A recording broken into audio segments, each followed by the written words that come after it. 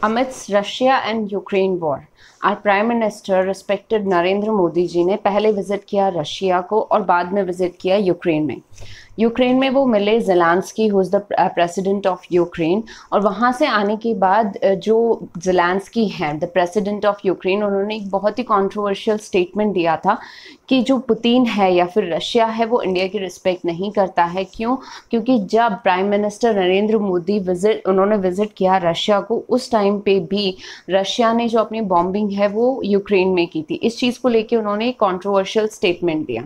इसका जवाब जब प्राइम मिनिस्टर नरेंद्र मोदी यहाँ वापस इंडिया आ चुके हैं, वहाँ ज़ेलेंस्की भी थोड़े शांत हो चुके हैं, उसके बाद रशिया ने बहुत आराम से इस चीज़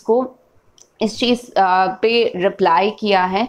वहाँ की जो गवर्नमेंट, रशिया गवर्नमेंट की जो स्पोक्स पर्सन है, उन्होंने ये कहा है कि इंडिया एक इन्फ्लुएंशियल पावर है। इस स्टेटमेंट के थ्रू वो क्लियर करते हैं कि रिस्पेक्ट या डिसरिस्पेक्ट की कोई बात ही नहीं आती है जब इंडिया एक इन्फ्लुएंशियल पावर है वर्ल्ड में।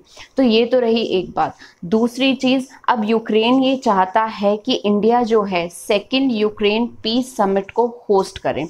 पहला जो यूक्रेन पीस समिट था वो ऑलरेडी एक फेलियर साबित हो चुका था, जो कि स्विट्ज़रलैंड ने होस्ट किया था, क्योंकि यूक्रेन का पहला कंडीशन ही यही था कि रशिया को इनवाइट नहीं किया जाना चाहिए।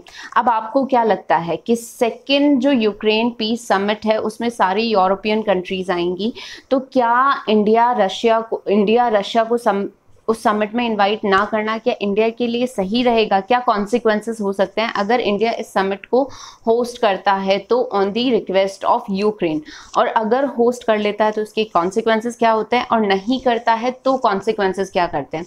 इंडिया के सामने इस टाइम पे बहुत बड़ा एक कह सकते हैं ना क्वेश्चन मार्क है, क्योंकि since from the very beginning Russia और इंडिया का जो रिलेशन है वो बहुत स्ट्रॉन्ग रहा है, और जितना भी क्रूड ऑयल हम परचेज करते हैं इंडियंस, वो मैक्सिमम रशिया से होता है।